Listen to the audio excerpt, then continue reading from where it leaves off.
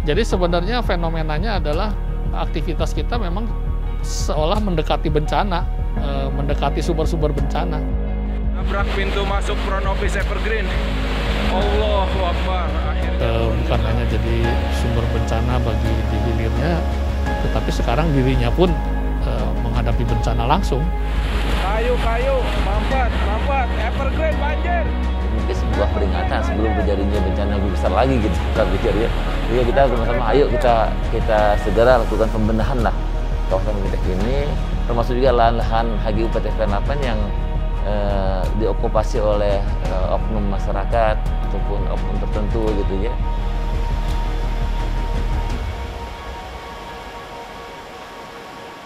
Kejadian di Gunung Mas itu adalah alarm, hanya pengingat. Nah, sewaktu-waktu kita kalau tidak berbenah diri dari sekarang, semua itansi itu akan bisa terjadi. Dan yang akan menjadi korban pertama adalah orang lokalnya.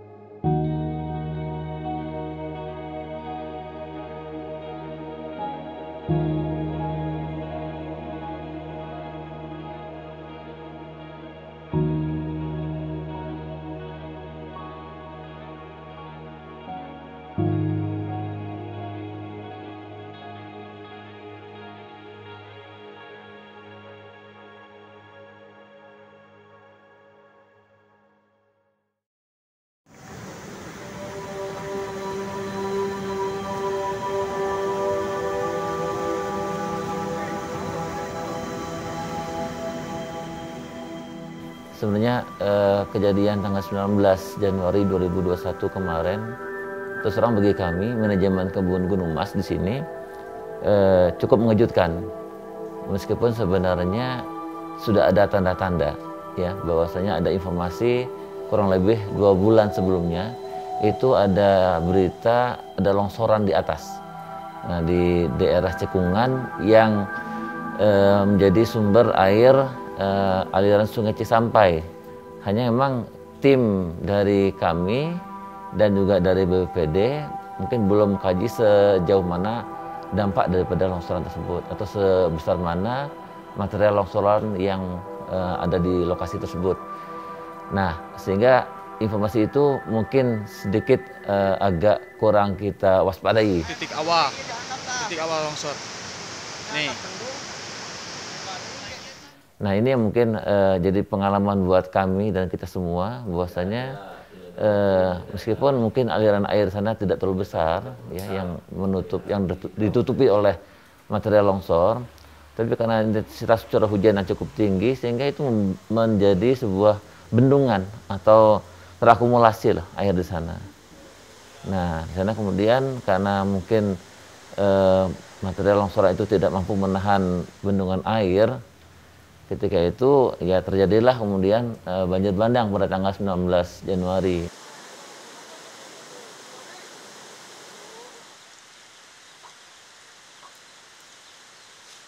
Kecurigaan kita diawali pada pagi hari itu air yang masuk ke rumah-rumah masyarakat dan karyawan di sini itu berwarna coklat.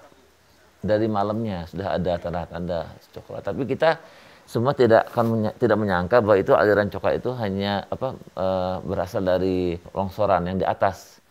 Saya pikir ini hanya fenomena biasa, karena biasa kalau musim hujan sumber-sumber air itu biasanya tercampur dengan lumpur atau debu lah gitu ya dari air hujan yang ada. Nah, kecurigaan ada, cuma kita tidak mampu mengantisipasi sampai sejauh itu terjadi banjir bandang. Nah, pagi-pagi itu kemudian lumpur air sungai yang masuk ke Sungai Cisampai itu seperti lumpur gitu, kental gitu. Jadi mengandung material tanah longsoran yang cukup banyak.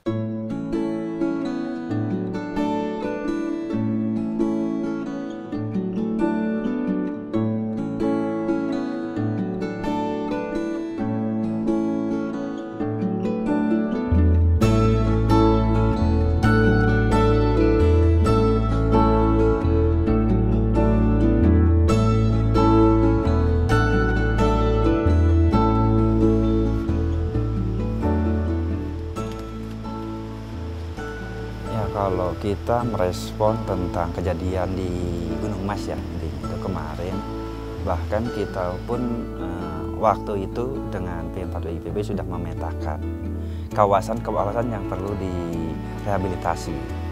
Itu sudah diprediksi dan itu bisa ini juga ya, tidak menutup kemungkinan bencana itu bisa terjadi di mana-mana. Untuk kita dianggap aman, tapi untuk alam kita nggak tahu.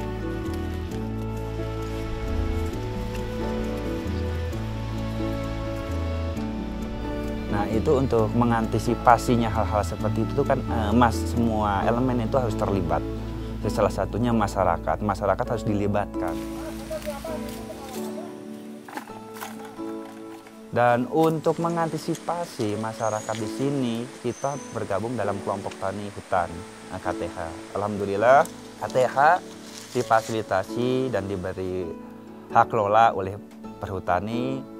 Tujuannya untuk menjaga kawasan bersama-sama. Jadi kawasan-kawasan yang memang menurut kami kayak semak belukar, tepus, pisang hutan, kita ganti menjadi tanaman keras. Ya salah satunya kami di sini menanam kopi di bawah tegakan.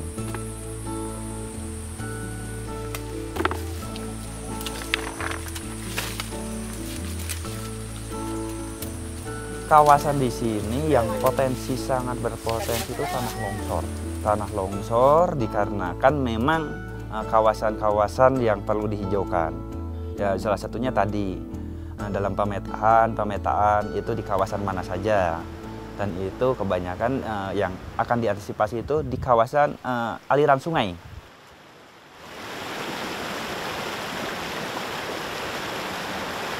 Dan setiap tahun, setiap waktu kelompok selalu memantau kawasan. Ya salah satunya kayak potensi-potensi berbahaya, seperti potensi longsor yang terjadi retakan tanah. Kita selalu ada pemetaan dan kita selalu mengawasi lingkungan ini. Nah ini ke atas ini memang sudah terjadi kerusakan sampai hutan atas. Ini namanya itu sebenarnya hutan koridor ya. Koridor ini menghubungkan dari hutan atas hingga hutan bawah. Ini sebenarnya koridor, tapi koridor ini sudah rusak. Itu beberapa karena terjadi kerusakan di sini, kebun teh ikut mau longsor. Itu retakan-retakan besar sudah terjadi di atas. Kalau longsoran-longsoran ini di tahun musim penghujan sekarang. Nah kalau yang retakan besar itu di sana itu terjadi 1 tahun yang lalu.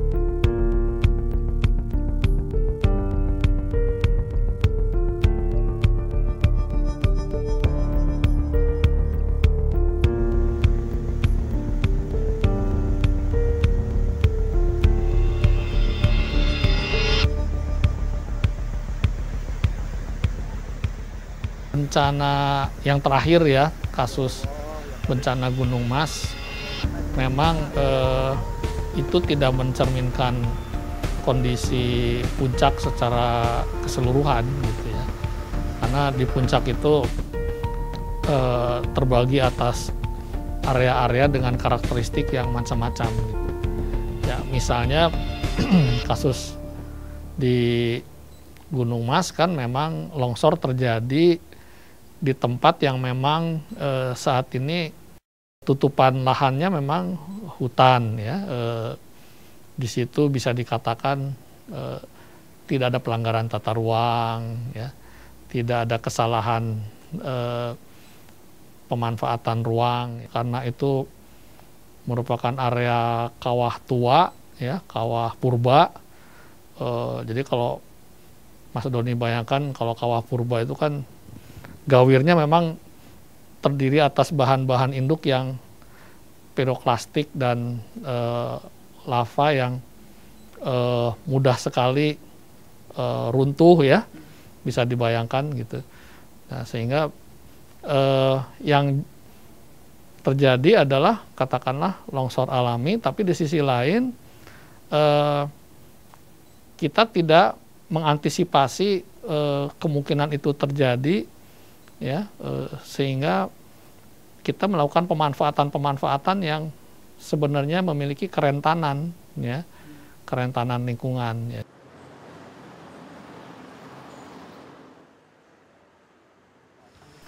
Tapi di tempat lain bisa kami sampaikan bahwa banyak juga pemanfaatan yang tidak sesuai dengan rencana tata ruang, pelanggaran tata ruang yang memperparah kondisi ya, yang menyebabkan sedemikian rupa ya, kasarnya secara umum terjadi situasi terlampauinya daya dukung ya, terjadi kerentanan yang meningkat ya. Jadi artinya dengan tingkat curah hujan ekstrim yang sama, kalau di masa lampau karena masih punya daya dukung yang baik tidak menimbulkan bencana, kalau sekarang menimbulkan bencana.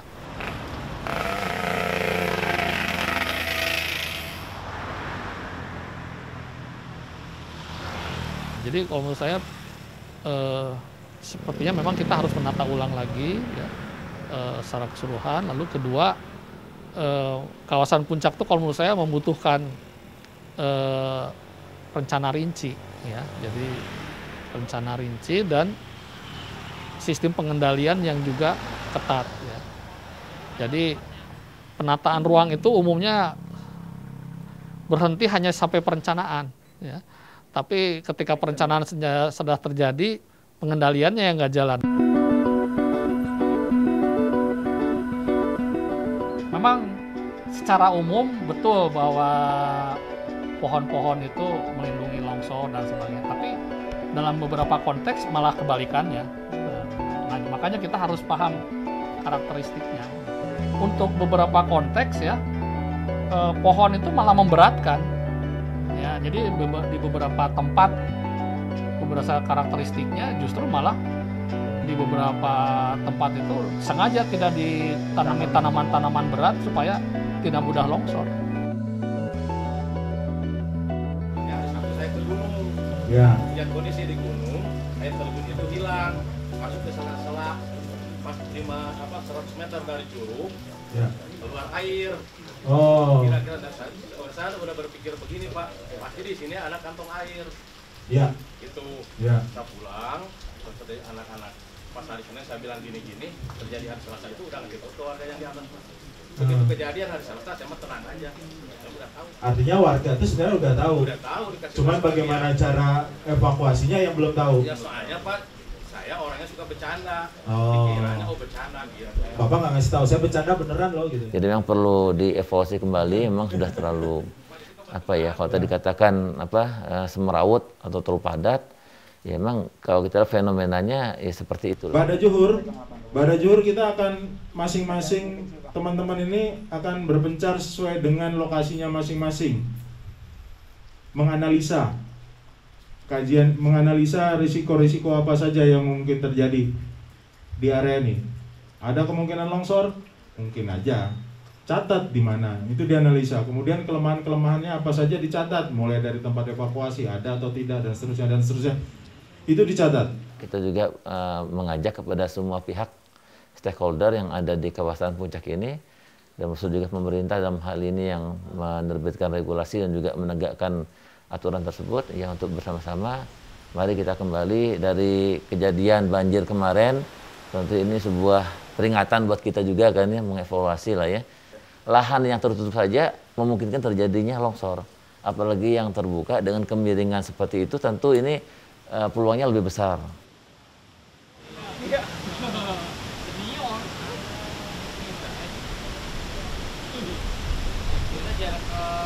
Saya lihat tidak ada penyelenggaraan monitoring yang rutin, yang terus-menerus. Nah, kan rekomendasi kami kan diantaranya itu harusnya dimonitor terus ya ketika karena longsor itu sebenarnya bisa sudah diperkirakan tempat-tempat yang potensial longsor itu sebenarnya kajian-kajiannya dari kami sudah ada.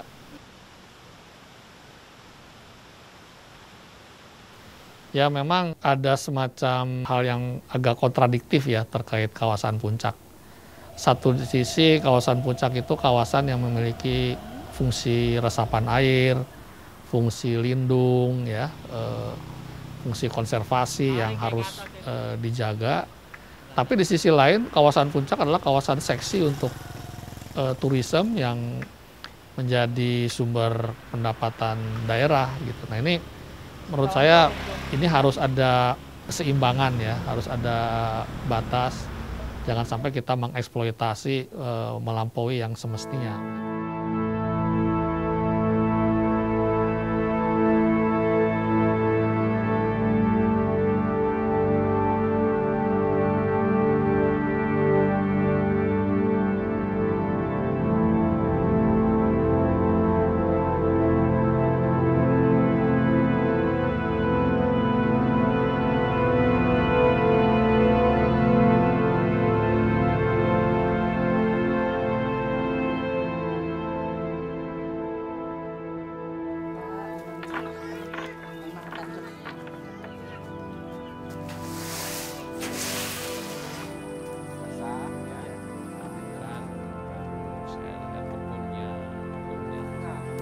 Kalau kita yang disebut mencegah bencana itu menghindarkan bencana itu nggak bisa, tetapi kita ya ada cara mencegahnya itu seperti apa gitu.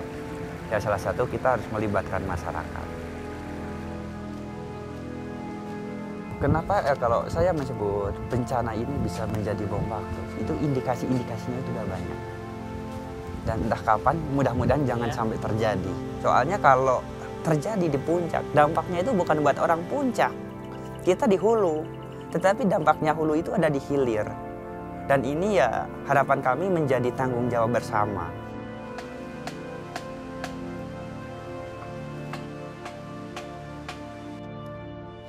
Sebenarnya sudah berulang ya kita diingatkan tentang potensi-potensi kejadian seperti ini. Cuman mungkin yang kali ini gaungnya agak cukup keras ya karena berlokasi di tempat yang aktivitasnya cukup tinggi ya, dekat dengan aktivitas pusat wisata ya yang dikelola oleh Gunung Mas.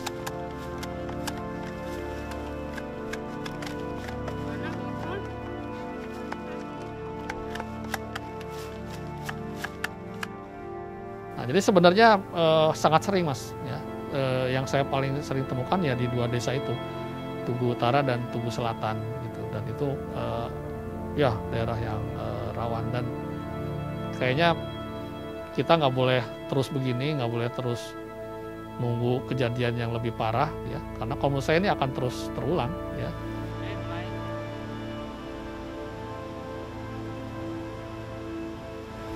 Ini dalam pemetaan kami sekitar berapa puluh hektar ini menjadi program kerja kelompok kami di tahun ini. Jadi kita bekerja sama dengan penggarap di perhutani ini untuk menghijaukan dan kita bina dan kita bimbing. Jadi setelah penghijauan kita bukan hanya menghijaukan, akan tetapi kita bimbing, kita bina. Berapa tahun kemudian baru kawasan itu bisa dilepas. Kalau kami sebut itu konservasi sosial. Konservasi untuk alamnya dapat, untuk penggarapnya jangka panjangnya penghasilan pun dapat.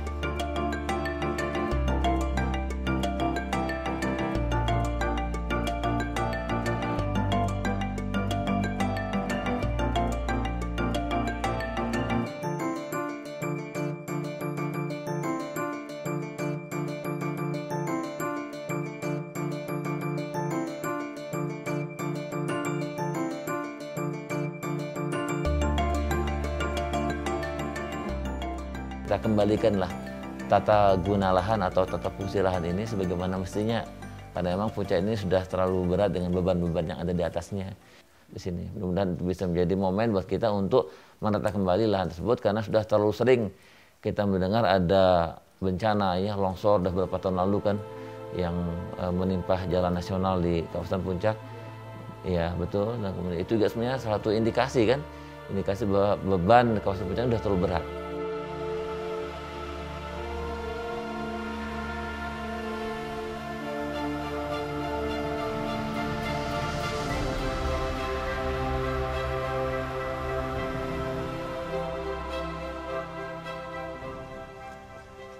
Jadikanlah itu cermin, teguran, itu jadi cermin bersama. Biar jangan sampai terjadi di kita. Ya seenggaknya kita mengantisipasi itu harus ada gitu untuk kedepannya.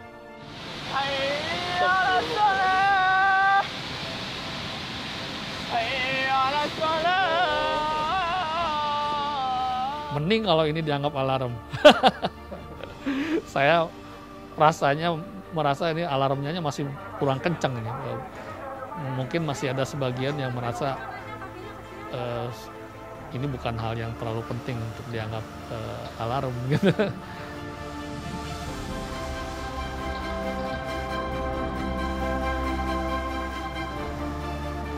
Tuhan memberikan sedikit teguran buat kita gitu kan ya, artinya untuk segera berbenah terhadap kondisi lingkungan yang ada.